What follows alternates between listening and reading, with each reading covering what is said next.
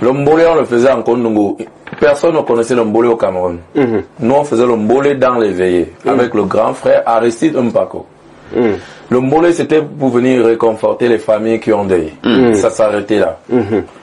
Et malheureusement, comme je dis, je vais assumer ce que je vais dire là maintenant. Le Cameroun a besoin d'une dictature. Ah bon? Oui. Le Cameroun a besoin d'une dictature. Et pourquoi? Parce que si je prends seulement un exemple.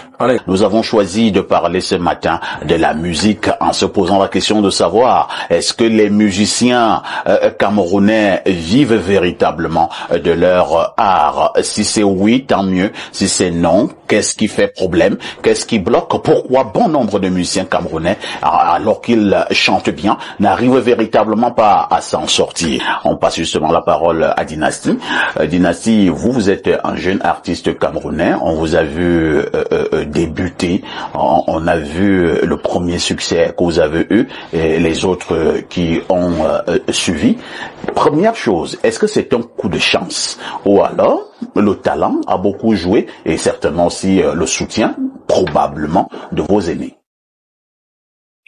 Je dirais que il y a d'abord le travail. Le talent y était d'abord, après le travail et l'envie de faire qui a amené les aînés à soutenir. Parce que quand vous ne montrez pas de volonté, vous n'aurez même pas ce soutien-là. Donc, je crois que c'est un peu ça. Alors, lorsque vous regardez quand même ces autres artistes et musiciens camerounais, si nous prenons, je n'ai pas fait un sondage scientifique, mais si nous prenons 100 artistes et musiciens camerounais, j'ai la nette impression que à peine 20 s'en sortent. Cela signifie qu'il y a un problème. Quand je parle de s'en sortir, ça dit qu'ils peuvent vivre de leur art, ils n'ont pas de problème de loyer, ils n'ont pas les problèmes de manger 3 fois par jour, et ainsi de suite. Alors, si le pourcentage est tellement bas, qu'est-ce qui fait problème? Pourquoi les artistes et musiciens camerounais n'arrivent pas à s'en sortir, à joindre les deux bouts? Ça revient à la première question que vous avez posée à Monsieur Zambo. Je crois que le problème, quand on dit vivre de leur musique, c'est trop dire. Je crois que l'artiste camerounais survit, parce que c'est ça l'expression, survit. Et je ne pourrais pas dire que quelqu'un qui sort une chanson qui mise 5 millions pour faire la promo, qui n'est pas sûr si ça va marcher ou pas, est sûr de vivre de ce travail-là. En France, les artistes vivent des droits d'auteur. En France, lorsqu'un artiste sort un album, il y a déjà un plan de tournée. Parce qu'il y a une bonne équipe derrière, il y a les subventions de l'État. Ici, les subventions, moi, je ne sais pas si ça existe déjà. De deux, l'artiste n'a pas de statut. Comment on peut dire qu'on vit? Parce que monsieur Pierre que voici, pour le peu que j'écoute vos émissions, je suis au courant que c'est un enseignant. Et la base, c'est quoi? C'est avoir le matricule. Ça veut dire il a un matricule, il enseigne, il a un salaire. En dehors de ça, il est à Info TV. Sûrement, il est payé aussi pour ça. Chaque travail mérite sa pierre. Donc, je crois que un artiste au Cameroun ne vit pas, il survit. Et celles les plus malins se démarquent. Parce que comme je l'ai dit au départ, la vie est un jeu. Si vous regardez tous les artistes qui s'en sortent au Cameroun ont un plan B. Ça veut dire... Or, ailleurs, Dynasty, c'est vous qui vivez justement de temps en temps ailleurs. Ailleurs, lorsque vous avez un artiste, il ne fait que de la musique et il vit de la musique. Lorsque nous revenons au Cameroun, vous allez donc trouver un artiste et musicien qui a également un bar. Vous avez pas tout à l'heure, vous avez un restaurant qui a un callbox, qui de temps en temps va tourner le béton dans un chantier, et ainsi de suite. Est-ce que ça ne montre pas justement qu'il y a un problème au niveau de la musique? Mais bien sûr, il y a un problème. Le problème, c'est le statut. Le problème, c'est le statut. Comme vous avez dit, sur 100 artistes, il y a 20 qui s'en sortent. Si vous regardez bien, les 20 qui s'en sortent, soit ils ont autre chose à faire. Moi, je vous prends un exemple. J'ai un ami qui est rappeur. On l'appelle Ivy. Je crois que tu as entendu parler de Ivy. C'est un monsieur qui travaille au bureau, qui a un vrai poste, qui a un vrai salaire. Mais, quand il ne rappe pas, et quand il n'est pas au bureau, il rappe. Lui, il est bien, il se plaint pas. Mais c'est pas la musique qui lui donne de l'argent. Maintenant, vous verrez aussi qu'il y a des artistes qui ont l'air de réussir parce qu'ils ont un manager efficace. Vous savez, il y a des lobbying dans le milieu. C'est pour ça que vous voyez parfois quand certaines structures organisent des concerts, vous voyez les mêmes visages, les mêmes artistes dans les mêmes scènes. Pourquoi? Parce que derrière, les managers font partie du lobbying qui organise. Et lorsque toi tu n'en fais pas partie, et si tu n'en fais pas partie, tu n'es pas appelé. Si tu n'en fais pas partie, pour avoir la chance de faire partie de ces spectacles, il faut avoir un nouveau son qui jazz. On dit ouais, bon, en dehors de nos gars qui sont dans notre cercle, il y a tel qui brille un peu ces jours-ci. On va l'ajouter. On t'ajoute. Parce que tu as le vent en poupe. Oui, mais donc, soit il y a un manager derrière, qui t'ouvre les portes, oui, là-bas, on va, mon ami est là-bas et tout. Soit alors, quand tu es un artiste, je dis, si vous voulez vérifier, vous verrez que tous ces artistes-là qui survivent à l'heure actuelle ont un snack, ont un restaurant, ont un truc comme ça. Merci Dynastie Le Tigre pour votre regard. Ibrahim, nous parlons là de l'art musical ce matin au Cameroun, ayant justement trait à l'entrepreneuriat. Nous pensons que être musicien, c'est une entreprise. Avez-vous l'impression que c'est le cas au Cameroun? Ou alors nous sommes restés dans la débrouillardise? Non, l'art musical, c'est l'entrepreneuriat. C'est-à-dire que en entrepreneuriat, il y a ce qu'on appelle les activités à fort taux de revenus passifs. Et dans les activités à fort taux de revenus passifs, on peut parler de deux grands éléments, le système de location, c'est-à-dire que c'est des activités où quelqu'un travaille à fond pour un certain nombre de temps et il met la structure en place et s'en va. L'argent vient de façon continuelle. Elle est très connue, le système qui est très connu, c'est le système de location. Quelqu'un a pris son argent, il a bâti son studio, etc. Et puis chaque mois, il perçoit de l'argent. Et le deuxième système qui marche beaucoup plus dans les entreprises à fort taux de revenus passifs, c'est les entreprises, la création des contenus. Et justement, l'art musical entre dans la création des contenus parce qu'on va dans le postulat où, après que quelqu'un ait chanté que c'est ma femme, elle est plus belle, elle est dans son kabangondo, etc., ça va séduire quelqu'un qui est dans son kabangondo quelque part, et puis quelque part aussi, il va recevoir des devises. Avant, on m'avait parlé d'un ministre de la Culture qui était allé jusqu'au Cameroun, qui était allé jusqu'à travailler à négocier avec les brasseries afin que les artistes puissent avoir 15% du montant d'un casier. 15%, il avait essayé de travailler sur ce partenariat-là qui n'a finalement pas abouti, de telle sorte qu'il y a en fait un système où, si c'est la chanson de Dynastie qu'on aime écouter quand on boit la bière, ou la chanson gospel qu'on aime écouter quand on fait le sport, que chacun commence à recevoir une partie. Mais ce système est inexistant au Cameroun.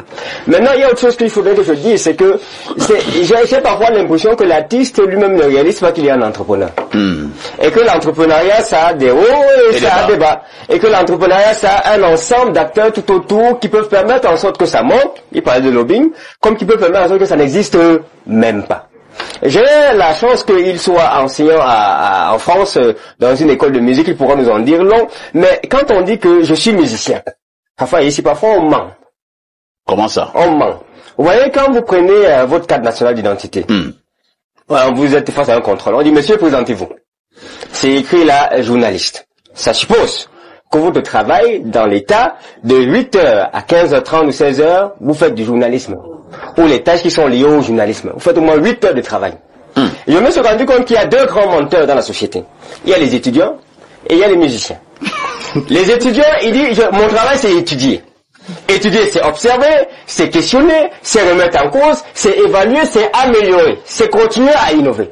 Et tu es supposé faire ça pendant 8 heures par jour, chaque jour. La plupart des artistes que j'ai vus, je leur demande, mais est-ce que vous travaillez à gars, ça ne marche plus, ça ne marche plus. Est-ce qu'il a réalisé que c'était d'abord une vision, un projet, un entrepreneur qui nécessitait qu'il travaille de façon continue. L'un des plus célèbres, Michael Jackson. Ouais. Michael Jackson faisait 18 heures de répétition par jour sur 24.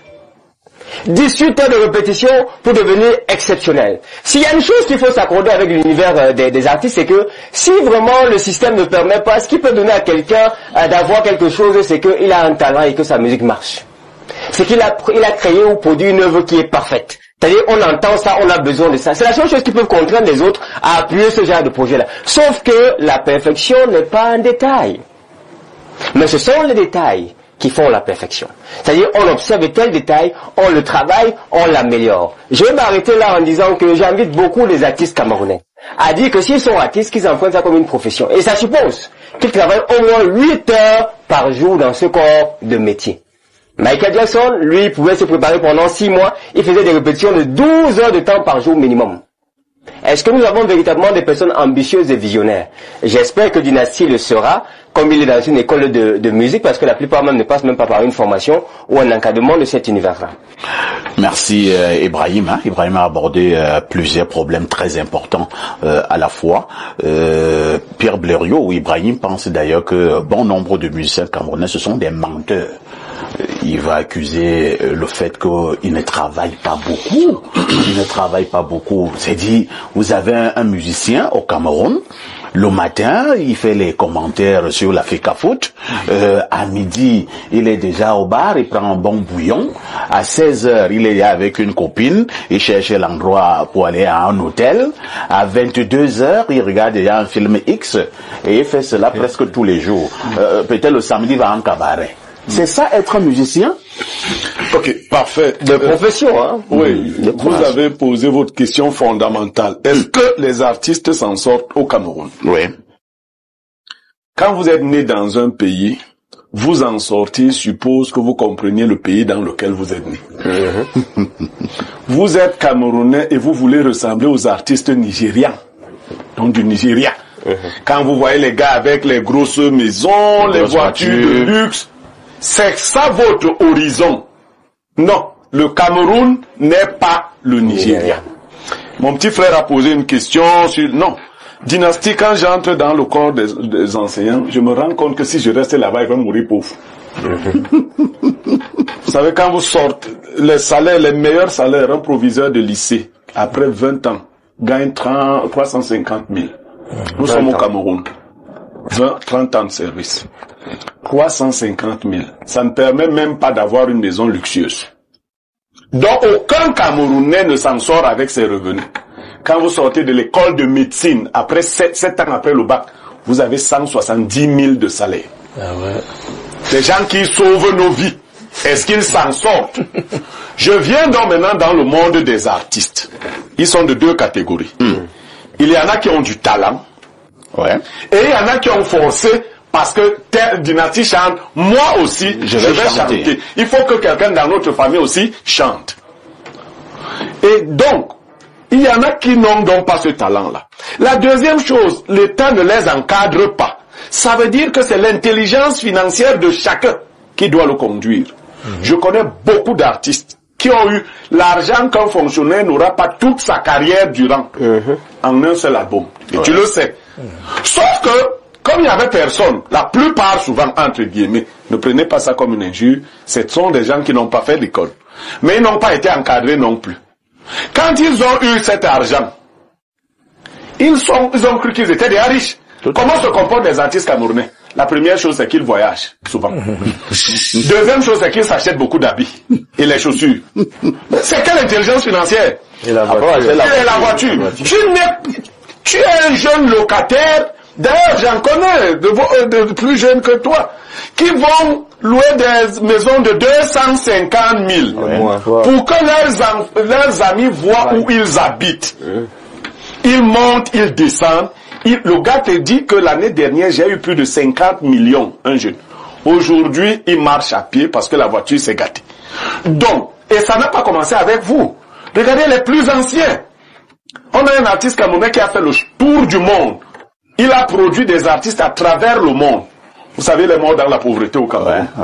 Sa mère n'avait pas de maison, lui-même n'avait pas de maison. Donc c'est cette intelligence financière-là, pour celui qui gagne l'argent une fois dans sa vie, s'il ne saisit pas bien l'opportunité, il mourra dans la pauvreté. Les droits d'auteur ne viendront pas le sauver. Parce que même si on organise les droits d'auteur, il y a des artistes qui ne pourront pas avoir 100 000 le mois. Même si c'est organisé. Et au Cameroun, 100 000, ça ne fait pas vivre. Donc il faut d'abord vivre la réalité du pays dans lequel on est né. Il y a donc des gens très ingénieux. Et Dynasty le disait, je vous prends l'un des plus ingénieux petits pays. Petit pays, C'est un gars qui a compris comment le Cameroun fonctionne. Il a vu que cette affaire-ci, il faut commencer à investir très tôt. Ne pas montrer qu'on est dans les habits, les ceci, les ceci. Tous les artistes se moquent des habits de petits pays, hein. Mais je vais vous assurer, il n'y en a pas qui ont autant d'habits de luxe que petits pays. Aujourd'hui. Ou de maisons. Sauf que petit pays a regardé ses frères de la même ère géographique. Il a vu ce que la plupart sont devenus. Après un certain temps, il s'est dit, moi je vais être le contraire de ceci. Très tôt, petit pays s'est acheté une maison à Makepe. Il a refait cette maison. Il est l'un des premiers à avoir un studio à la maison, à avoir un groupe. Où il faut... Quand vous avez un groupe, vous savez ce que ça vous fait économiser au niveau du travail et autres. Parce qu'il vous forme, mais après, vous l'aidez à... Vous travaillez pour lui. Vous travaillez pour lui. Donc lui, il a eu une grande intelligence financière. Après, il a fait dans beaucoup d'affaires. Je ne vais pas citer ses affaires ici parce que c'est sa vie privée. Mais très peu ont suivi cette voie-là. Dès que quelqu'un a eu de l'argent, il a voulu qu'on sache que c'est lui qui s'habille plus que tout le monde. Les montres en or. Non! Est-ce que les journalistes camerounais s'en sortent? Vous parliez de 20%. Mais quand vous voyez les gens à la télé, vous croyez qu'ils s'en sortent? Aujourd'hui, nous parlons de... Non, mais je parle attention. Je parle pas donc de parfait. Parfait a démarré avec des gens qui ont construit des trucs qui menacent de tomber, qui sont comme ça. Donc, les gens ne s'en sortent pas si tu n'as pas d'intelligence financière. Et ce n'est pas des gens qui ont manqué d'occasion d'avoir de l'argent. Tout à fait, ouais. Tu as donc de l'argent. Comme la musique ne va pas produire tous les jours, je sors par là. J'ai un artiste et un footballeur. Vous voyez, j'admire, je ne l'ai jamais rencontré, hein, Alexandre Song. Oui. Oh là là. Respectueux, hein. Oh là là, oh là là. Un garçon qui très tôt a compris que mes grands frères dans le football, la plupart passent des jours difficiles. Oui. Parce que regardez la première vague des Mila Roger et autres. En dehors de ce que l'État a sauvé, Ouais. vous trouverez des rares personnes comme Eugène Ekeke, vous trouverez des rares personnes comme Thomas Nkono. Je ne vais pas parler de Belle parce qu'on va dire, bon, je parle pas de lui, lui ne s'en sort pas. Il ne peut même pas payer sa maison, il souffre. Voilà, quand il y a la nourriture dans le nous, il pas à manger chez le roi, lui, Belle ne s'en sort pas. Laissons Belle. Mais, très peu s'en sortent, vous comprenez? Or, ils ont eu tous de l'argent. Et Alexandre Song nous faisait savoir que tous les joueurs auraient pu être riches parce qu'à chaque époque, les joueurs de football ont toujours été plus riches que les fonctionnaires de leur pays. C'est-à-dire qu'à l'époque de Mila, si Mila avait 1 600 000, il aurait bien pu acheter un terrain de 10 millions à l'époque, au golf. Ouais. Aujourd'hui, le terrain de 10 millions vaudrait 10 milliards. Ouais. Aujourd'hui. Vous voyez. Donc, si tu n'as pas de perspective, il n'y a pas que l'État. Personne ne viendra te sortir de là. Au lycée, vous trouverez un professeur sur 50 qui s'en sort. Parce que quand il sort de l'école normale, après un certain temps, il a son rappel, il a ses 6 millions. Quand il a ses 6 millions, au lieu d'aller doter sa femme, aller doter vos femmes n'est pas un investissement. C'est faux. Tu as ton rappel, ne parle pas doter une femme avec ça. C'est un mauvais investissement. Tu es en train de faire une mauvaise campagne. Je dis pas de faire jamais ça. Parce que, non. Je suis passé par là. Tu as tes 6 millions, tu peux doter une femme, c'est quelle bêtise? Cette bêtise-là, moi. Voilà. Tu prends tes 6 millions. Au lieu d'aller doter une femme, tu achètes un terrain semi-rural. Tu gardes. Si la femme veut partir, quand tu seras riche, elle reviendra où tu prendras un autre. C'est ça. Celui qui est pauvre, sa femme va partir. Celui qui est riche, la femme qui est partie va revenir. Donc, ne commencez pas par faire ce genre de bêtises. Je dote les femmes, je fais ceci. Non. Je fais cette connerie-là. Voilà. Donc, manque d'intelligence financière. En fin de compte, tu commences à pleurer. On a un artiste qui a brûlé la maison familiale en Banga avant de mourir lui-même. Parce qu'il n'avait pas payé 1325 d'électricité. Il était dans une des chambres de la maison, une maison en bois. Alors, il n'a pas payé. Après 2 mois, ses frères lui ont coupé la lumière dans sa chambre. Il allait acheter 2 bidons d'essence. Il est venu brûler la maison. Alors qu'il avait eu un disque d'or au Cameroun. Merci. Nous prenons la dernière ligne droite avec Ibrahima. Ibrahim, il y a également un autre aspect. Lorsque nous parlons de certains artistes musiciens camerounais, n'avez-vous pas l'impression également que la consommation des stupéfiants a gagné ce milieu et a fait en sorte que bon nombre d'entre eux ont perdu le nord? Parfait. Ici, je déplore la dégénérescence intellectuelle qu'on est en train de percevoir aujourd'hui dans l'univers musical. Ce n'est pas très intéressant. Il y a même des mélodies que moi, je veux pas attaquer des gens individuellement, mais en tant que aîné pour une génération de jeunes, je suis un peu préoccupé par ce qu'on chante aujourd'hui. Tout à fait. Je suis préoccupé par ce qu'on montre aux enfants aujourd'hui. Je suis préoccupé par le message qu'on transfère.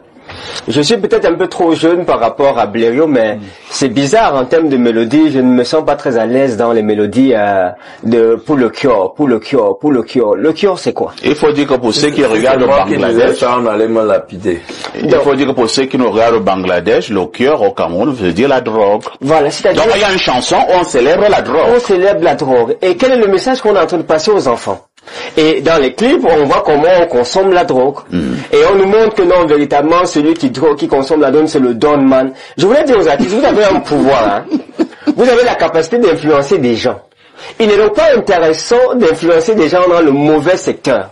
En faisant la promotion de la dépravation intellectuelle, en faisant la promotion de la consommation de l'alcool, la consommation des stupéfiants, tout simplement parce que c'est ce qui a...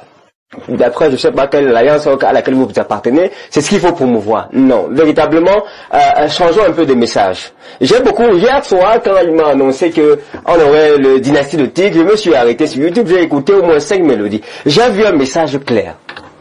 J'ai vu une orientation assez précise. Et j'ai dit, enfin, ce n'est pas que pour le cure. Le cure, c'est quoi? Moi, je ne sais pas.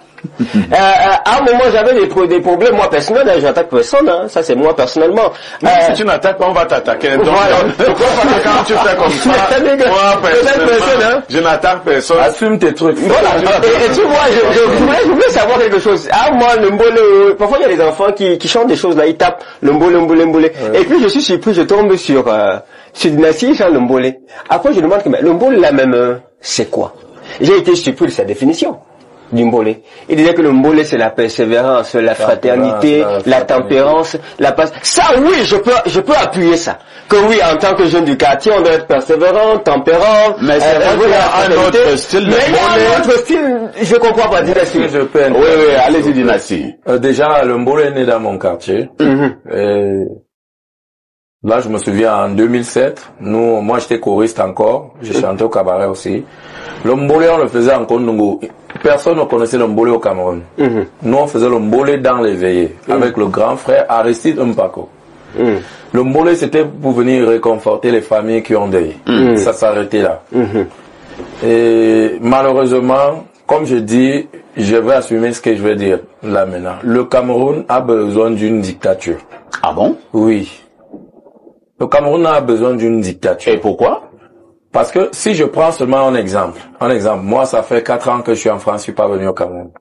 La première des choses que moi j'ai remarqué, qui me dérange un peu les yeux, c'est qu'il y a des poubelles qui ont presque 50 mètres de taille dans toutes les rues de Yaoundé. Les poubelles, c'est pas que je vais dire ça pour qu'on me traite de rebelle. Non, je suis pas rebelle. Mais c'est pas beau à voir, ça donne envie de vomir. C'est pas beau à voir. Pour revenir sur le mbole que tu dis, tu verras que tous ces concepts, à la base, c'est des choses bien. Mais il y a des gens parfois qui sortent même des belles chansons et se rendent compte que quand ils sortent de belles chansons, ils n'ont pas l'attention. Mais quand ils chantent des conneries, ils ont l'attention.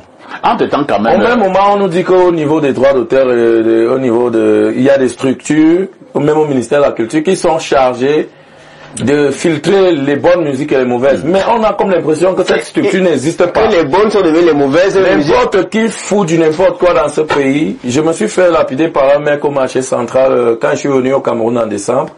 Parce que je comprends pas qu'il a une belle boutique, il vend les maillots, il vend tout. Mais devant sa boutique, il y a des plastiques, des trucs au sol. Je dis, mais mon frère, ta boutique, elle est trop belle. Ramasse juste la saleté là, parce que ça peut chasser les clients. Il dit, dis donc, le gouvernement fait quoi? Tout le monde a sa part de responsabilité. Moi, je dis, à la lue que je vois là, le laisser-aller qu'il y a au Cameroun maintenant, le Cameroun a besoin d'une dictature. Une dictature où ça sera vraiment par force. Moi, je dis ça, j'assume ça. Merci Dynastie, gardez le microphone. Hein. Moi, je vais rester sur l'Ombolé. Vous dites que c'était une bonne initiative. Oui. C'était pour aller chanter dans les veillées, pour réconforter ceux qui étaient justement dans la peine, dans la douleur. Oui. Mais de plus en plus, n'avez-vous pas eu l'impression que bon nombre de ceux qui chantent l'Ombolé, ils sont devenus pratiquement des consommateurs de chanvre et autres stupéfiants? Est-ce que l'Ombolé est devenu, depuis quelques années, une affaire de drogués? Pour vous dire déjà, j'ai quelques amis mboléman qui ne se droguent pas. Donc, vous êtes toujours avec eux matin, midi, soir? Pas matin, midi, soir, mais je les connais. Je les connais, on se connaît entre nous. Oui. Dans le monde musical, on se connaît. Vous connaissez également ceux qui se droguent? Bien sûr. Vous avez quelques noms? Bien sûr, non. Je suis pas... Il faut pas... Vous avez peur? Non, j'ai pas peur. Tout au contraire. Je fais partie des... Est-ce que vous les avez sensibilisés? Je fais partie des grosses gueules de la musique camerounaise. Bon, pour tes amis travailleurs qui se droguent, est-ce que tu leur as parlé en disant que ce n'était pas bien? Déjà que ceux qui se droguent, la majorité, c'est des petits frères. Oui. J'en ai parlé à certains. Mais d'autres... Comment tu vas parler à quelqu'un qui n'est pas lucide? Il n'est jamais lucide. Voilà, donc quand j'aurai l'occasion de les voir lucides, je crois que le message va passer. Mais quand tu vas parler un petit, dire assez grand, tu es jaloux que nos... C'est ça. Je dis souvent aux petits, nous autres on a grandi dans la musique, si les grands nous tapaient la tête. À Bande Aviateur, j'ai joué au piano pour à Bande Aviateur, j'avais 18 ans. C'est les gens dans un, ils te cognaient la tête. Ils me cognaient la tête. Ouais, quand t'as dérangé. Cameroun, ils sont nombreux, des papas qui ont des enfants plus âgés que moi. Ouais. J'ai travaillé avec ça, enfant Thomas. Il te trimballe pendant 3 semaines. Il te dit, reste au studio. Tu es venu faire ton son, non? Tu vas rester 3 semaines avec moi ici. Il travaille les sons des gens jusqu'à ce que je suis fatigué. Et de temps en temps, il me pose la question, est-ce que tu connais les mineurs? Non. Tu connais les majeurs? Oui. Mais tu es quel genre de pianiste? Après, il te dit, avant Michael Jackson, qui était le roi de la pop, c'est dit James Brown, il dit intelligent. Tous les jours. Bon, Michael Jackson avait un adversaire qui discutait sa place de pop de la musique. Est-ce que tu connais? J'ai dit non. Il dit, va chercher, tu me donnes la réponse demain. Quand il revient, il dit, papa, l'adversaire de la pop de Michael Jackson, c'est James Brown. Mais aujourd'hui, si tu parles de Francis Bébé à un jeune, il ne peut pas connaître. Tu dis ça là, le Bantou Possi, c'était avant. C'était avant. Comment vous allez grandir si vous ne connaissez même pas l'historique de ce que vous faites? Tu connais pas Toto Guillaume. Toto Guillaume, ils ont eu le succès. Moi, je n'étais pas né. Roger Mila a joué au ballon. Je n'ai jamais vu le match. Moi, je suis né en 1991. Mais je suis curieux de connaître ce que les aînés ont fait avant. Tout à fait. C'est ça qui te permet de savoir où tu vas. Merci Dynastie le Tigre. On passe la parole à Pierre Blériot-Niemek. Pierre Blériot, Dynastie pose quand même certains problèmes sérieux au niveau de notre musique camerounaise, surtout avec les plus jeunes que lui, qui ne sont plus réceptifs et qui brillent de temps en temps par une espèce d'arrogance. Oui, mais moi, il faut pas croire que les artistes vont recréer le monde. Hein. Ils ressemblent au pays dans lequel ils vivent.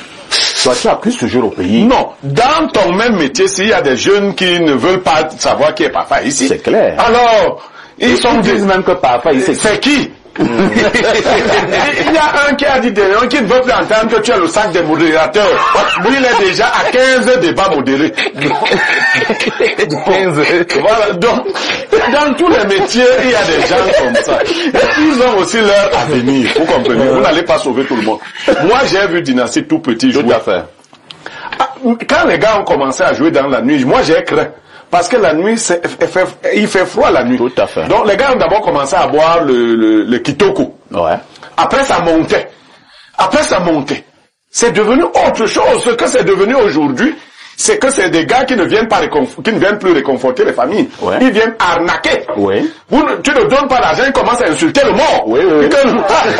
C'est même un faux mort. Une fausse famille. Donc, ils ont leur prénom. Non. Mais chacun va récolter ce qu'il sème. On va analyser ça comment. Il faut faire quelque chose. Non, nos enfants aujourd'hui, vous savez, j'ai dit ça ici dernièrement. Je suis de Vogada. savez quel est le défi que les jeunes de Vogada se donnent? Non. Actuellement, chacun veut défier son père. Incroyable. David vient dire à ses camarades, moi j'ai défié, je suis au choc avec mon père. Je suis au choc. J'ai dit A, j'ai dit B. Voilà. Donc il vient rendre compte à ses camarades. Donc chacun a essayé. De ses prouesses. Bon, le mien a essayé aussi. Ah bon? Il a vu. Donc chacun est en train d'essayer chez son père. Vous allez dire quoi à ces enfants? Ils vont d'abord récolter. Et la tâche donc des parents, quand vos enfants se lèvent contre vous, au lieu de baisser la garde, montrez-leur qu'il y avait aussi une forme de sauvagerie quand vous grandissiez. Vous disiez à Dynastie, si viens ici, est-ce que tu n'as pas peur? Vous savez ce que lui il faisait? Ils ont peur de lui. Donc tu viens, tu piétines ces petits qui veulent déranger. Il faut maintenant les remettre sur les rails. Voilà. Merci, hein.